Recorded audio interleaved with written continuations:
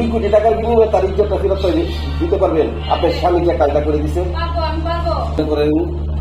এই মামলা ডাইরেক্ট মনে করেন দর্শন মামলা।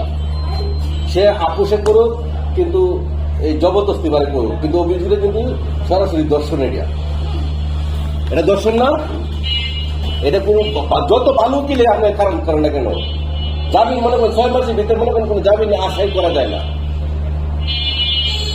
এটা মিনিমাম মনে করেন আপনার স্বামী 5 থেকে 6 লাখ টাকা জরিমানা করার দরকার ছিল, কিন্তু আপনার বাচ্চাটা নিয়ে যেতে আসছেন, আমাদের মাঝে একটা মনে করেন আপনার প্রতি একটা সহানুভূতি আছে, একটা সংসার, একটা নারী বাঘ আর একটা নারী পাইব, আচ্ছা দুদিকে তাকেও অত প্রেম করছে, অনেক কিছু টাকা পয়সা দেওয়া সমাধান করে নেয়।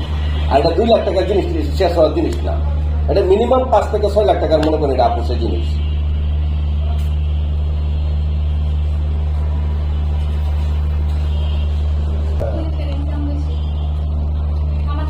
আপনার শ্বশুর মনে করেন টাকা কামাইছে, ও বুঝতে পারবে। জেল পুলিশই তো সবচেয়ে বেশি দুর্নীতি, তো এটা কিছু টাকা আপনি মনে করেন দিতে সমস্যা কি তা? আর আপনার শ্বশুর যে আজকে ভূমিকাটা নিচ্ছে সন্তান জেলে, 50,000 টাকা একটা জমিয়ে দিতে পারবো না। আপনারা যে সিকিউরিটি হোল্ডার আছেন, আপনারা কিন্তু যথেষ্ট পরিমাণ শ্রম দিতে আছেন, আমি দেখতেছি। কোনটা বেশি বুঝছেন? একটা মেয়ের জীবন সংসার নষ্ট করা এই 2 লক্ষ টাকা বড় কিছু না।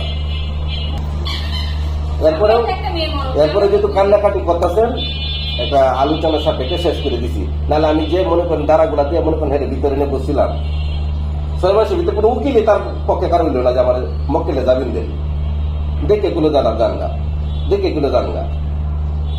এটা এমন একটা বেজেলা মামলা।